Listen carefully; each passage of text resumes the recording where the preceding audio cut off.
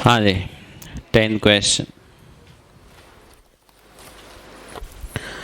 Shyam Restaurant purchased from Rang Limited a color TV on 1st October 20 on hire purchase system। तो रंग limited vendor हो गया, Shyam restaurant purchaser हो गया। The cash price was 15,000। Terms of payment was 1150 down, 4,000 half yearly over 2 years। First instalment was to be paid on 31st March 21। हाँ, 1 अक्टूबर को खरीदी है, तो वैसे भी 6 महीने 31 मार्च को कंप्लीट होते हैं। Rate of interest was 12% per annum. अच्छा, कैश प्राइस भी दी हुई है, 15,000 थी, रेट ऑफ इंटरेस्ट भी दिया हुआ है। Shyam restaurant wrote off 15% depreciation per annum on reducing instalment basis and close its books every year on 31st March। It could not pay the second installment due on 30th September, and as a consequence, Rang Limited repossessed the TV set। पहले किस्त दे दी, दूसरी नहीं दे पाया, repossession हुआ। Prepare Shyam Restaurant account in Rang Limited's books। Assume estimated value of TV at the time of repossession was 9,000। हाँ, वो जो repossession किया है उसकी वैल्यू कितनी है भाई? 9,000। तो इसका मतलब 9,000 तो एडजस्ट हो जाएगा, बाकी के पैसे देने पड़ेंगे। Also assume Rang Limited close its books of accounts every year on 31st March। हाँ, कौन सा अकाउंट पूछा है भाई? Shyam restaurant account in books of रंग लिमिटेड, मतलब यहाँ वेंडर की बुक्स में हायर परचेजर अकाउंट। और अच्छा हुआ, एक ही अकाउंट बनाना पड़ता है, परचेजर की बुक्स में तो 2 बनाने पड़ते हैं। शुरू करो। बुक्स ऑफ रंग लिमिटेड वेंडर।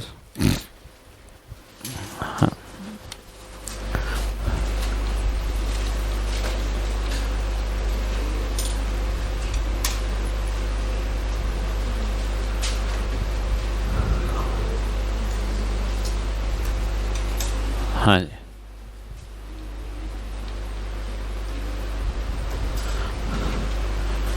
कब लिया भाई? 2018 अक्टूबर 1।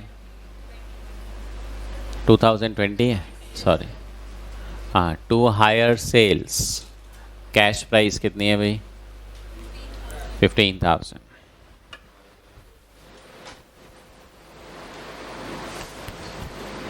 हाँ, डाउन पेमेंट 1150 रुपये।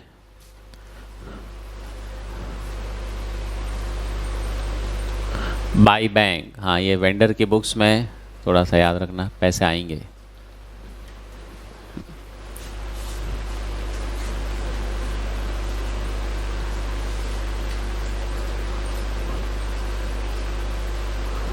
To interest. हाँ, ब्याज कितने पे कैलकुलेट होगा भाई? 15,000 में से 1150 तो आती आ गए थे, पीछे कितने बचे भाई? 13,000। क्या रेट है? 12%। 6 महीने का ब्याज 831। 2021 March 31 बाई बैंक। हाँ, फर्स्ट इंस्टॉलमेंट तो आ गई, कितने की? 4,000 रुपये की। Then balance carried down.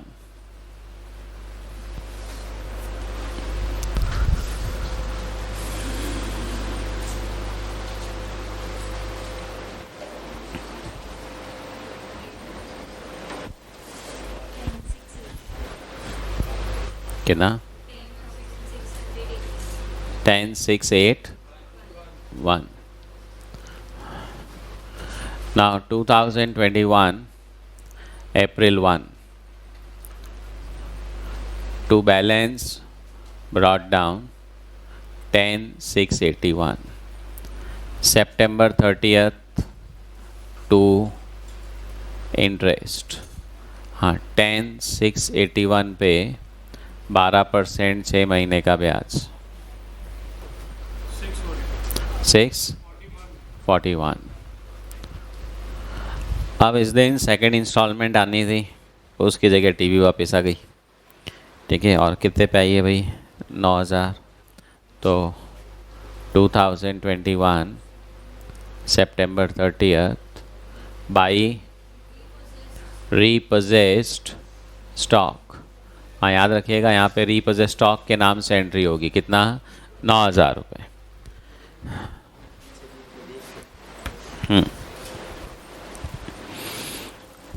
अब देखिए, पैसे तो अपन कुछ 11,000 समथिंग मांगते थे। टीवी जो वापस आई है वो कितने की है? 9,000। तो बाकी का पैसा ड्यू रहेगा, बैलेंस कैरेट डाउन। हाँ, वो कब दिया अपने को पता नहीं है। कितना?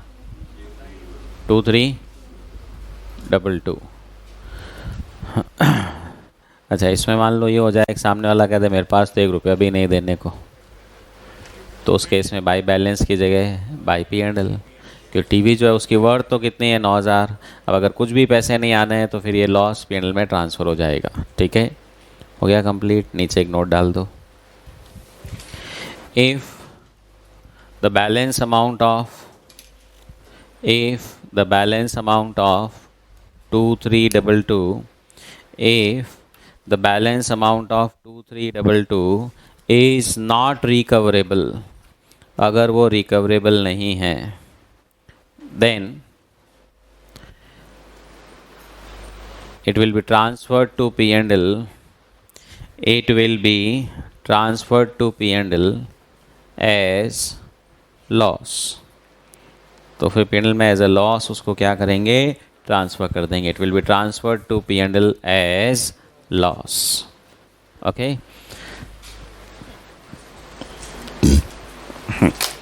क्वेश्चन नंबर 9, प्रैक्टिस असाइनमेंट का 8 पेंडिंग है। हाँ कल से चश्मा लगाना ही पड़ेगा, खर्चा करना पड़ेगा।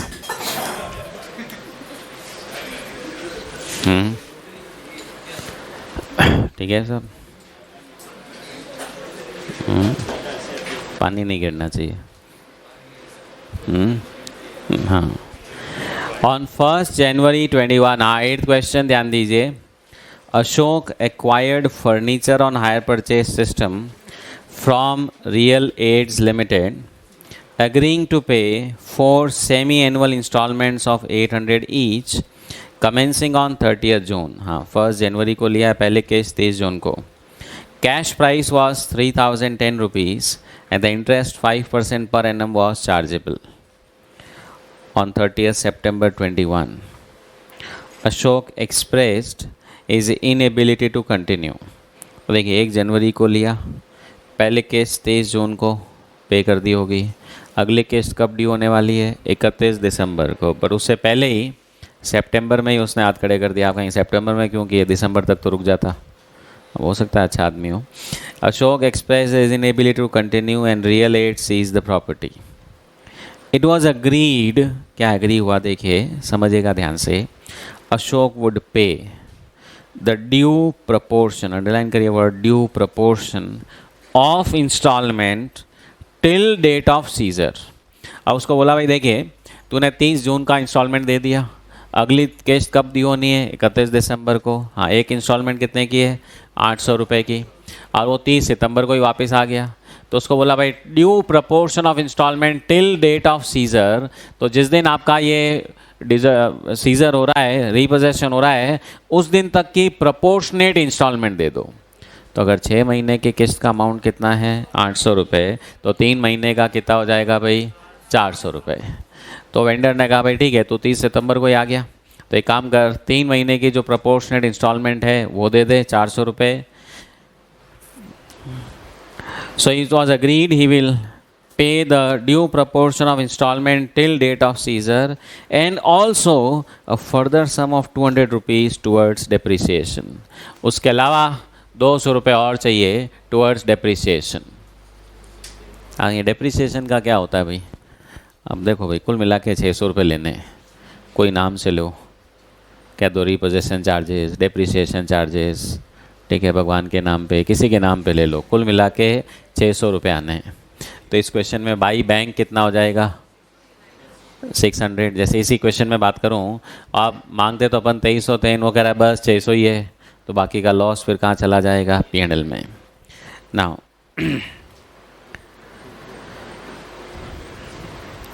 at the time of repossession, Real Aids valued the furniture at 1500.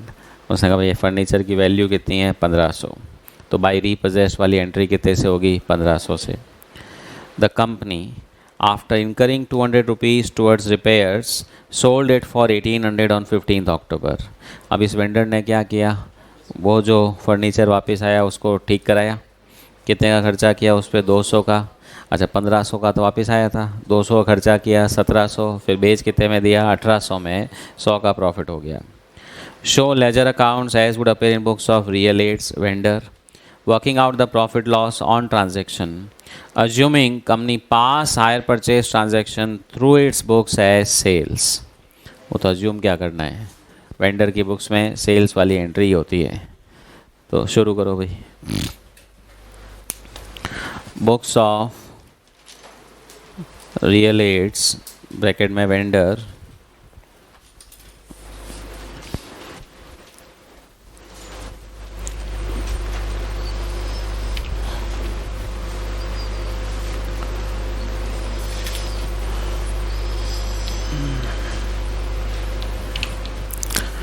हाँ जी, अशोक ब्रैकेट में hire purchaser account.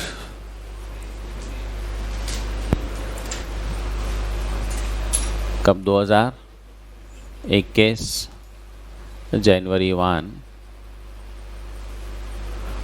To hire sales. हाँ कितना, 3010 रुपये. हाँ डाउन पेमेंट कुछ है नहीं. 30 जून को फर्स्ट इंस्टॉलमेंट ड्यू हुई तो वहाँ तक का इंटरेस्ट कैलकुलेट कर लेंगे. 3010 इंटू क्या रेट है, 5%, 6 months है जी, 75 रुपये.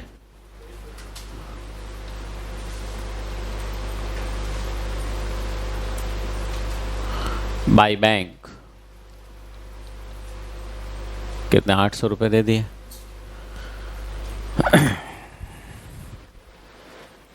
हाँ जी, अब अगली इंस्टॉलमेंट दिसंबर में ड्यू होनी है. उससे पहले तो सितंबर में वापस आ गया कि ये पकड़ो अपना फर्नीचर. हाँ जी और सितंबर वापस आया, उस वक्त फर्नीचर कितनी वैल्यू का था, 1500. तो ऑब्वियसली हाँ रुक जाइएगा, यहाँ पे मैं कह सकता हूँ सितंबर 30 बाई रीपोजेस्ड स्टॉक जो उसकी एग्रीड वैल्यू है कितनी, 1500.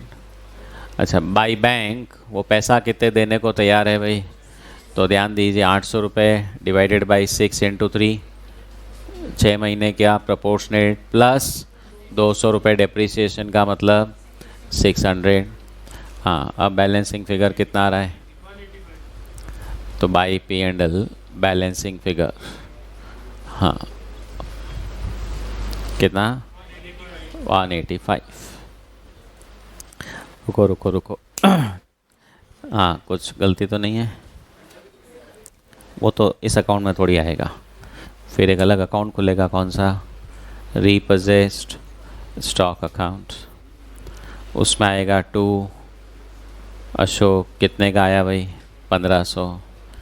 टू बैंक खर्चा कितने का किया, 200 रुपये का.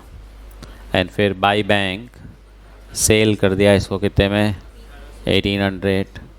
टू P&L प्रॉफिट 100 रुपये. हाँ ऊपर वाले में तो कुछ पेंडिंग नहीं है, हैं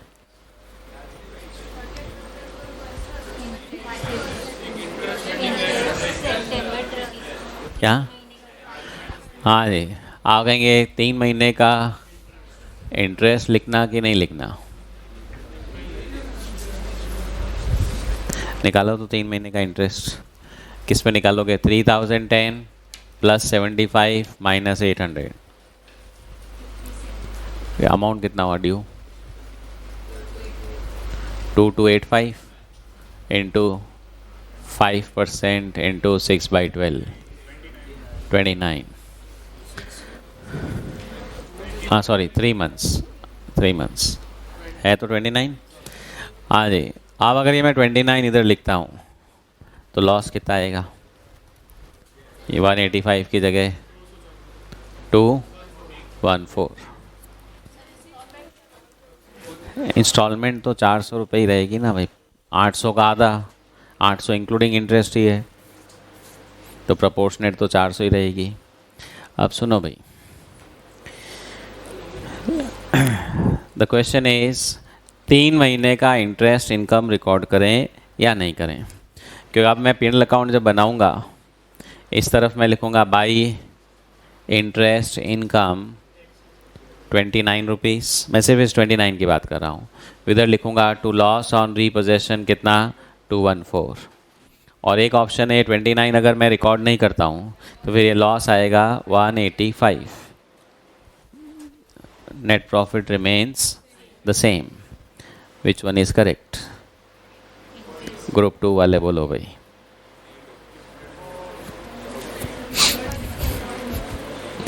ग्रुप 2 वाले बोलो अब।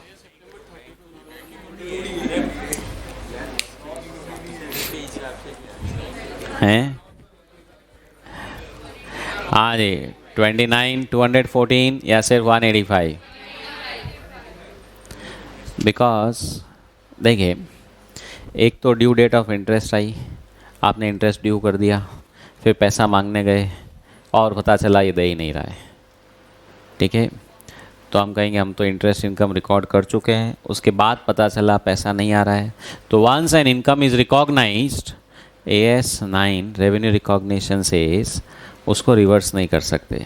फिर तो अगर पैसे नहीं आ रहे हैं तो आप उसका प्रोविज़न बनाओ। जैसे होता है ना, आपने सेल्स की एंट्री कर दी, डेटर टू सेल्स, फिर डेटर ने मना कर दिया मैं तो पैसे नहीं देता, आप कहेंगे रिवर्स एंट्री कर दो, फालतू में डेट्स क्यों दिखाऊं बुक्स में। देखिए P&L के प्रेजेंटेशन पे फ़र्क पड़ता है। आप कहेंगे नेट प्रॉफिट तो वही है ना, और नेट प्रॉफिट से मतलब नहीं है। एक तो P&L के अंदर आप सेल ही कम लिख दो, और एक सेल लिख के सामने बैड डेट्स लिखो, कौन सा P&L ख़राब लगेगा? बैड डेट्स वाला, कि कंपनी काम ढंग से नहीं कर रही है। तो आप कहेंगे उल्टा अच्छा इलाज है ना, मैं तो सेल्स को ही रिवर्स कर दूँ। AS 9 कहता है रुक जा भाई, सेल्स की एंट्री करी क्यों तूने पहले? अगर कल कर दी है इसका मतलब उस दिन सारी कंडीशन सेल्स वाली फुलफिल हो रही थी, और बाद में अब जाकर के अनसर्टेनिटी आई, आप रेवेन्यू को रिवर्स नहीं कर सकते, अब तो आप प्रोविज़न बनाओ। बट जिस दिन आप सेल्स की या ये इनकम की, इंटरेस्ट इनकम की, किसी भी इनकम की एंट्री कर रहे हो, उसी दिन मालूम है कि ये पैसा तो आने वाला ही नहीं है, तो obviously such income should never be recognised. तो यहाँ तो जून के बाद दिसंबर में ड्यू डेट थी, वो सितंबर में ही आ गया कि मैं तो पैसा नहीं दूंगा। तो इसका मतलब जिस दिन आप ये एंट्री कर रहे हो ब्याज की, मालूम है कि वो पैसा दे नहीं रहा है, तो unnecessary why the interest income should be recognised. हाँ, एक तो ये हो कि सेटलमेंट ये हुआ कि भाई 1500 में टीवी, ये जो भी फर्नीचर वापस लूँगा, बाकी के पूरे पैसे देने पड़ेंगे, तब तो आप कहेंगे ब्याज वसूल कर रहे हो, तब तो definitely interest income should be recognise. But यहाँ पर क्योंकि ब्याज तो छोड़ो, प्रिंसिपल के पैसे नहीं आ रहे हैं, और हम ब्याज की एंट्री करके वापस उसी दिन क्या करें, लॉस प्रोवाइड करें, it should not be done. हाँ, ये रूल सिर्फ बैंकिंग कंपनीज के लिए ही नहीं है, मैंने उस चैप्टर में भी कहा था, it is applicable for all organisations. भाई किसी को आपने पैसे उधार दिए, मालूम है कि ब्याज तो छोड़ो प्रिंसिपल भी नहीं देगा, और अब आप ब्याज की एंट्री करो, फिर वापस बैड डेट्स बढ़ा के लिखो, उसके बजाय interest income is not to be recognise. और एक है कि हमने एंट्री कर ली फर्स्ट ईयर, सेकेंड ईयर में जब वसूली करने के चक्कर काटे तब पता चला रही है तो दे ही नहीं रहा है। मतलब जिस दिन एंट्री करी उस दिन कोई डाउट नहीं था, बाद में जाकर के गड़बड़ हुई, तब एंट्री हो गई, अब कुछ नहीं हो सकता, आप तो अगले साल में या उसके बाद में लॉस ही प्रोवाइड होगा। इसलिए इस वाले क्वेश्चन में हम ये इंटरेस्ट इनकम रिकॉर्ड नहीं करेंगे, तो इसलिए लॉस जो है वो 185 ही P&L में जाएगा। ठीक है, कर लो कंप्लीट है जी। हाँ, अगर दिसंबर में है तो हम ये मानते हैं हमने एंट्री कर दी, फिर उसके पास गए और पता चला पैसा नहीं दे रहा है, और एक ड्यू डेट से पहले ही अगर पता चल गया है। अच्छा, इसमें तो क्या देखो भाई, 31 दिसंबर को भी आपको रियल लाइफ में तो पता चल था कि वो नहीं देगा, तो अलग बात हो गई, मैं एंट्री नहीं करूँगा। एक मेरे को लग रहा था आ जाएगा पैसा, अब बाद में पता चला आया ही नहीं है, तो अब फिर क्या होगा, इंटरेस्ट इनकम रिकॉर्ड हो जाएगी, फिर वो लॉस P&L में वापस से जाएगा। ठीक है।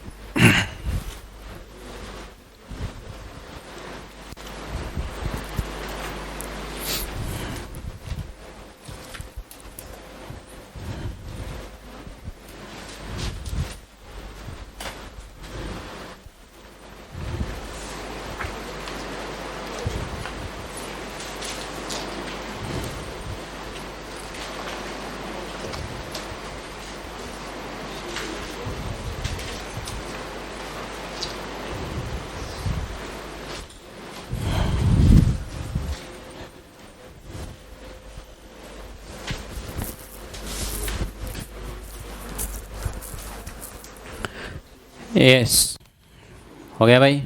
हाँ, फिर ये वाला अकाउंट भी बना लेना, रीपर्चेज स्टॉक अकाउंट।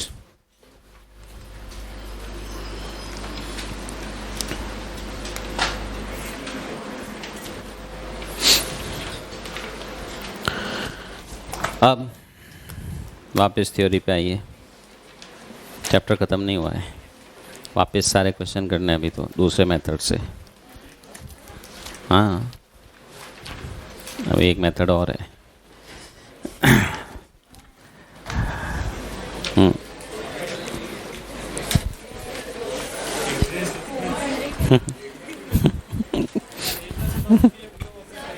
हाँ बोलो जी।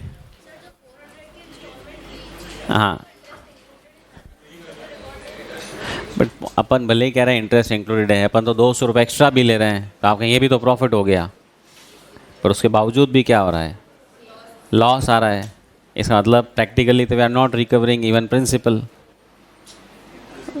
भाई अपन कहने को कह रहे हैं, एक दोस्त मान लो ये क्वेश्चन कहते था 200 रुपये इसके भी दे उसके भी दे, तो आप कहेंगे तो हमने एक्स्ट्रा पैसे ले लिए, ये तो मेरे लिए प्रॉफिट हो गया, बट प्रैक्टिकली रियलिटी में क्या हो रहा है, लॉस। तो इसलिए no income should be recognised. अगर प्रॉफिट हो रहा होता ना तो आप कह सकते हो चलो मैंने ब्याज भी क्या किया, रिकवर किया है। ओके, ये वाली बात तो किसी से पैसे मांगते थे, आपने उसने कह दिया मेरे पास तो है नहीं, आपने फाइनली कहा चल 50% में सेटलमेंट किया, और फिर लास्ट में कहा भाई सेटलमेंट करने के 5,000 रुपये अलग से देने पड़ेंगे। ठीक है, अब आप कह रहे हो नहीं नहीं 5,000 का फ़ायदा हो गया। भाई फ़ायदा नहीं हुआ, हमारा नुकसान कम हुआ। ठीक है।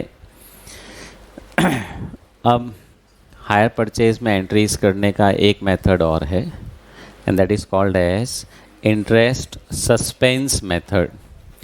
अभी जो अपन ने एंट्रीज का कॉन्सेप्ट पढ़ा, हायर वेंडर और हायर परचेज़र दोनों की बुक्स में बात करें, परचेज़र की बुक्स में अपन एंट्री करते हैं fixed asset account debit to hire vendor. कौन से अमाउंट से करते हैं भाई, कैश प्राइस।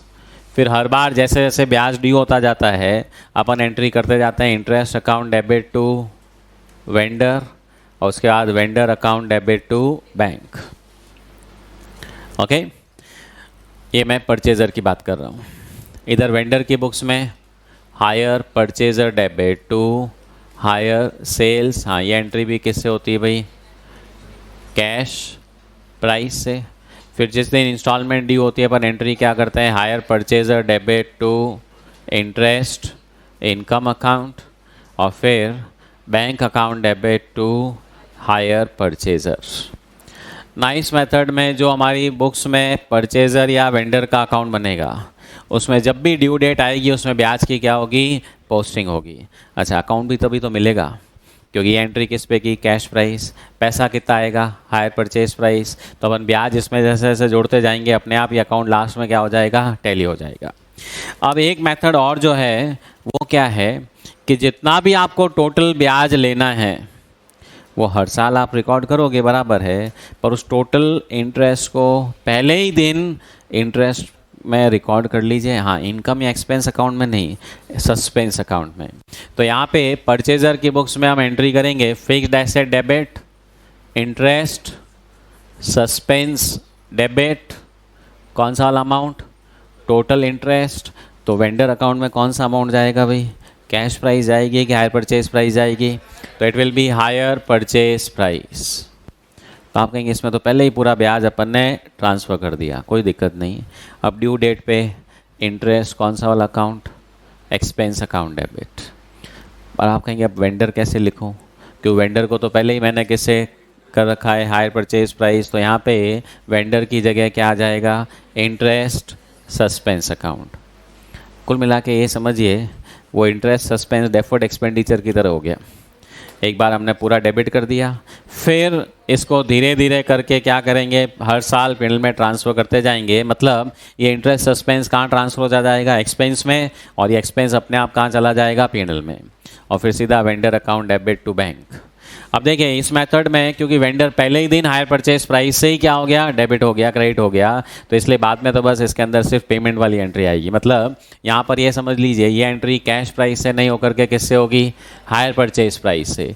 तो ऑब्वियसली फिर बाद में ये ब्याज की एंट्री इधर डेबिट करने की ज़रूरत नहीं है, फिर वो ब्याज कौन से अकाउंट में जाएगा, इंटरेस्ट सस्पेंस से इंटरेस्ट एक्सपेंस में। सेम वे इधर वेंडर की बात करूँ, हायर परचेजर डेबिट, कौन सी price, hire purchase price, to sales cash price, to interest suspense account total interest. फिर जब ड्यू डेट आएगी, हायर परचेजर की जगह interest suspense account debit to interest income account, और फिर bank account debit to hire purchaser. तो कुल मिला के इस मेथड में जो परचेज़र वेंडर का अकाउंट बनेगा वो कैश प्राइस पे नहीं बन के किस पे बनेगा, हायर परचेज प्राइस। इसलिए फिर उसमें ब्याज की एंट्रियाँ उसमें नहीं आएगी। ब्याज की जितनी भी एंट्रियाँ हैं उसके लिए हमने एक अलग अकाउंट खोल दिया, कौन सा, इंटरेस्ट सस्पेंस। इसको आप ऐसे भी कह सकते हो जैसे फिक्स्ड एसेट अकाउंट और साथ में एक्यूमुलेटेड डेप्रिसिएशन अकाउंट होता है ना, वैसे ही आप कहेंगे हायर परचेजर के साथ इंटरेस्ट सस्पेंस, उधर हायर वेंडर के साथ इंटरेस्ट सस्पेंस, और ब्याज की एंट्री जो अभी तक परचेजर वेंडर के अकाउंट में आ रही थी अब वो इंटरेस्ट सस्पेंस अकाउंट में जाकर के P&L में ट्रांसफ़र हो जाएगी। ओके, तो देखिए in this method the accounting entries are slightly modified. The total interest of hire purchase is recorded at the time of delivery of a set by transferring it to interest suspense account by both vendor and purchaser. Later on, due date of installment, the interest for the period is transferred from interest suspense account to interest income या expense account। हाँ, purchaser के लिए expense account, इसके लिए income account। Thus following entries will change as follows। अब पीछे जो एंट्रियाँ पड़ी और वर्सेस यहाँ पे चेंज कौन सी होगी, सबसे पहले सेल्स वाली। हाँ, इधर सेल्स की एंट्री हायर परचेजर डेबिट, हाँ अमाउंट वाले में लिखे हायर परचेज प्राइस, हाँ हायर परचेजर डेबिट लिखो हायर परचेज प्राइस, हाँ टू हायर सेल्स कौन सी प्राइस होगी, cash price, and to interest suspense कौन सा होगा, टोटल इंटरेस्ट।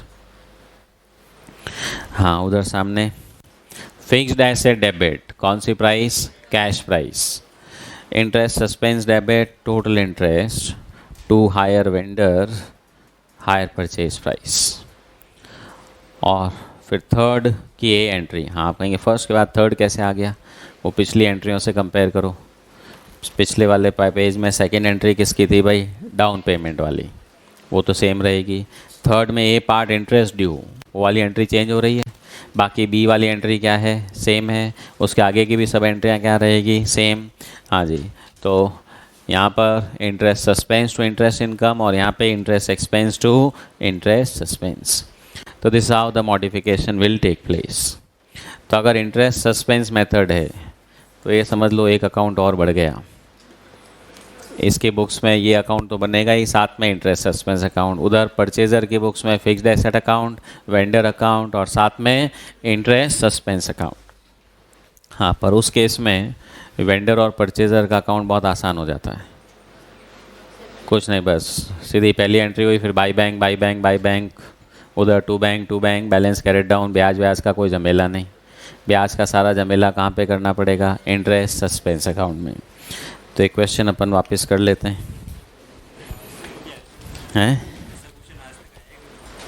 नहीं, मेथड है, पूछा नहीं अभी तक एग्ज़ाम में। मैं पूछ रहा आज तक आया क्या इंटरेस्ट सस्पेंस मेथड? अभी तक इंस्टीट्यूट ने सस्पेंस खोला नहीं है, ठीक है? है जी। पर अब क्या है, मैं बाई चांस इस बार कराना छोड़ूं और एग्ज़ाम में आ जाए, है जी। हाँ ठीक है, तो आप मेरी बैंड बजा दोगे हैं? हाँ, कि सर ने कराया ही नहीं। हाँ देखो भाई, क्वेश्चन कौन सा है? रीपोजेशन वाला ही लेते हैं कोई। 8th वाला ले लो, क्लास असाइनमेंट का, बॉम्बे रोडवेज। हाँ हाँ, बुक्स ऑफ हायर परचेजर, क्या नाम था उसका? हिंद मशीनरी, हिंदुस्तान ऑटो, ये लो।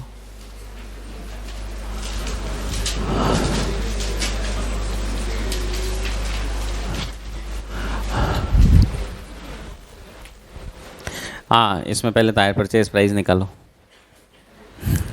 वो 3 साल का ब्याज तो अपन ने निकाला ही था ना, तो तीनों साल के ब्याज की जोड़ लगाओ।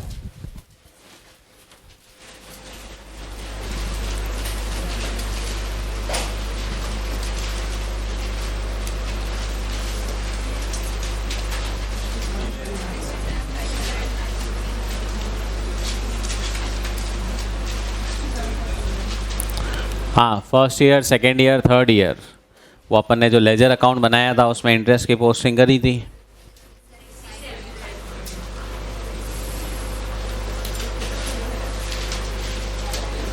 कितना? 67,500। तो आप देखिए 2018 को परचेजर की बुक्स में एंट्री होगी fixed asset debit, interest suspense debit to vendor. तो वेंडर अकाउंट में पोस्टिंग आ गई by trucks by interest suspense. हाँ, उसी दिन जनवरी 1 टू बैंक, वो डाउन पेमेंट कितना था भाई? 75,000। दिसंबर 31 टू बैंक, हाँ पहली इंस्टॉलमेंट कितनी दी थी वो उस क्वेश्चन में से देखो भाई, टू बैंक कितना किया था अपन ने, वो प्लस इंटरेस्ट करके देना था ना, 1,01,750। हाँ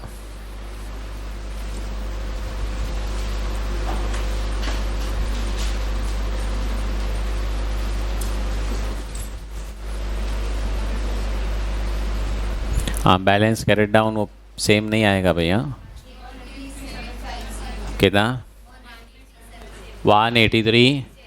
हाँ, ये जो अमाउंट है वर्सेस उस लेजर में जो अमाउंट था वहाँ पर कैश प्राइस थी, यहाँ पे प्लस अगले 2 साल का ब्याज जुड़ा हुआ है, तो 183,750। यहाँ सेकेंड ईयर में पेमेंट कितना हुआ भाई? 97,500। Balance carried down 86,250। 2020 January 1 balance brought down 86,250।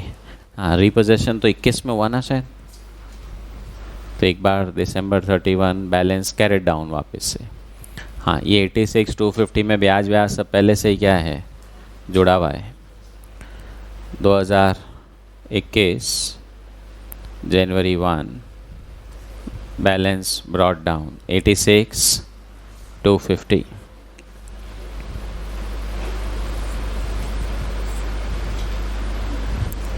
To trucks account कितना था भाई? 21,600।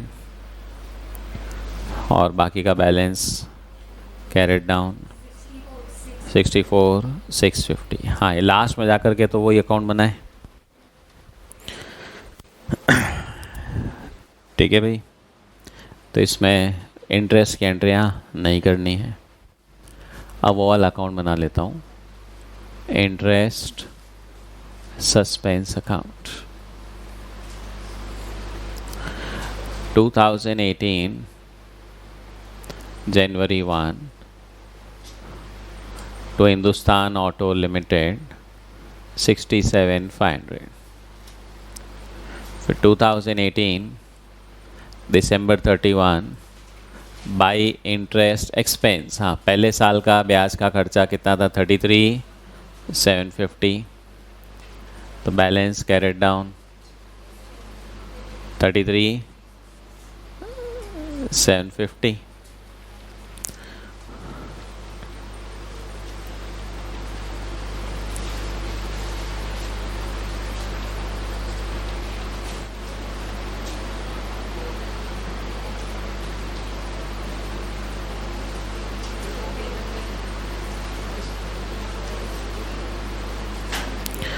नाउ सेकेंड ईयर में हाँ इंटरेस्ट का खर्चा कितना था भाई 22,500 और balance carried down 11,250।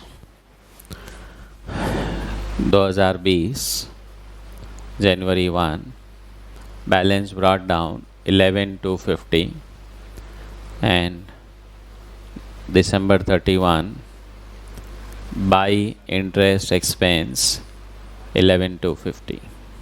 Account close.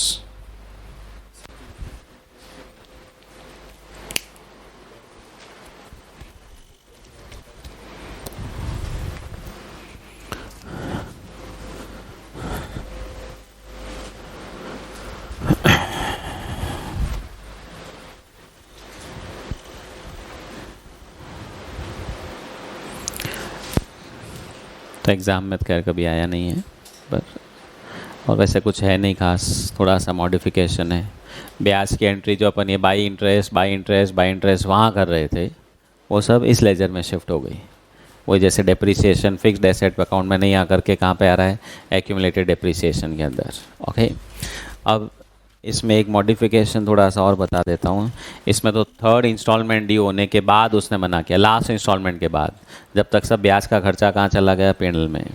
Suppose वो सेकंड के टाइम में डिफ़ॉल्ट कर देता, मतलब यहीं पे 31 दिसंबर को मना कर देता, मैं नहीं पैसे देता, तो यहाँ पे आप टू बैंक नहीं करते। ओके, और उस केस में फिर ये जो टू ट्रक अकाउंट है वो यहीं पे हो जाता। ओके, वो तो हो जाता। फिर इसका क्या करते 11,250 का। तो समझिए अब ये ब्याज कब का है, अगले साल का, और अगला साल अब आना ही नहीं है क्योंकि रिपोजेशन हो गया। अगले साल ये ब्याज का खर्चा रहेगा ही नहीं। तो अब यहाँ पे अब बैलेंस कैरेट डाउन के बजाय ये आया कहाँ से था, तो वापस इसको कहाँ भेज देंगे, हिंदुस्तान ऑटो में। तो भाई हिंदुस्तान ऑटो 11,250। तो यहाँ पे फिर जो अमाउंट है ट्रक वाला तो आएगा ही आएगा, इंटरेस्ट सस्पेंस फिर से आ जाएगा 11,250। उसका रीज़न क्या है, ये जो 86,250 का बैलेंस अपन लिख रहे हैं इसमें 11,250 जुड़ा हुआ है, जो अगले साल का क्या है, इंटरेस्ट है।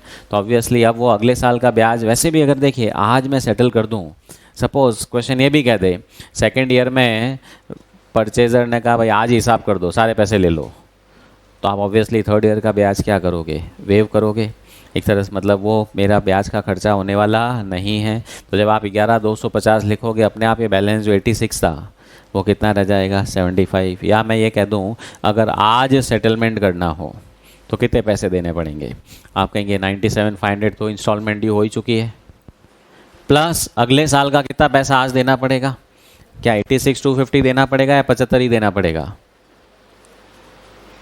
तो मान लो सेकेंड ईयर में आप परचेजर हो, आप वेंडर के पास पहुंच गए, मेरे पास पैसे आ गए हैं तो आज ही हिसाब कर ले तेरा, तो सेकेंड ईयर में वो कितने पैसे लेगा। आप पिछला वाला सोल्यूशन निकालो, फर्स्ट ईयर के एंड में बैलेंस कितना था, 1.5 लाख रुपए था। तो फर्स्ट ईयर में 1.5 लाख का प्रिंसिपल बाकी था, उस पर सेकेंड ईयर का ब्याज अपन ने कितना जोड़ा 22,500। तो इसका मतलब सेकेंड ईयर के एंड में अगर पूरे पैसे देने हो तो 1.5 लाख प्लस 22,500 कितना देना पड़ेगा भाई, 1,72,500। अब ये 1,72,500 का लॉजिक समझिए, 97,500 तो सेकेंड ईयर की इंस्टॉलमेंट प्लस इंटरेस्ट, और अब थर्ड ईयर वाला जो अमाउंट है उसमें इंटरेस्ट तो होगा नहीं, सिर्फ कौन सा होगा, प्रिंसिपल वाला। वो कितना लेगा, वो 75,000। चेक कर लो भाई, 1,72,500। तो अगर मान लीजिए यहाँ पे पूरा टू बैंक भी करना हो तो भी कितना होगा 172, एक तो 97 और एक 75,000, तो 11,250 जो इसमें अगले साल का ब्याज जुड़ा हुआ है। अब जब वो वेंडर का लेजर अकाउंट ही आपको क्लोज करना है, अच्छा अगले साल जब मेरे को ब्याज देना ही नहीं है तो ऑब्वियसली मैं अगले साल ये इंटरेस्ट एक्सपेंस की एंट्री नहीं करूँगा, ये अकाउंट में क्या करूँगा, यहीं क्लोज कर दूंगा। मतलब अगर बीच में कहीं रीपोजेशन हो जाए तो सिंपल सा रूल है, इंटरेस्ट सस्पेंस का जो बैलेंस पड़ा है वो वापस से कहाँ ट्रांसफ़र हो जाएगा, हायर परचेज़र या हायर वेंडर में, ताकि वो अकाउंट क्लोज। वही वाला हिसाब है, एसेट बेचते ही एक्यूमुलेटेड डेप्रिसिएशन कहाँ ट्रांसफ़र हो जाता है, फिक्स्ड एसेट में, वैसे ही इंटरेस्ट सस्पेंस भी कहाँ ट्रांसफ़र हो जाएगा, हायर वेंडर या हायर परचेज़र। ठीक है, तो एक ये पॉइंट थ्योरी में लास्ट में ऐड कर लो।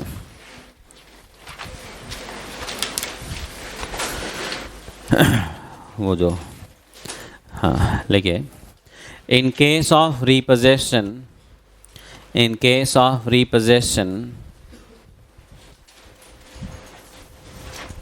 any balance in interest suspense account,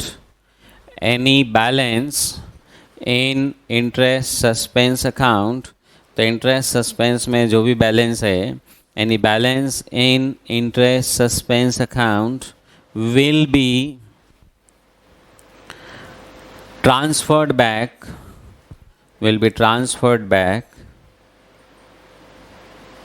to hire purchaser oblique hire vendor account,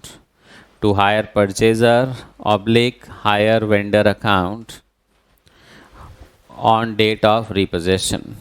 तो repossession के दिन जितना भी बैलेंस बचा हुआ है वो ट्रांसफ़र कर देंगे ऑन डेट ऑफ रिपोजेशन, और वो अकाउंट क्या हो जाएगा, क्लोज। ठीक है, क्लियर, इंटरेस्ट सस्पेंस मेथड। तो सारे क्वेश्चन वापस कर लेना।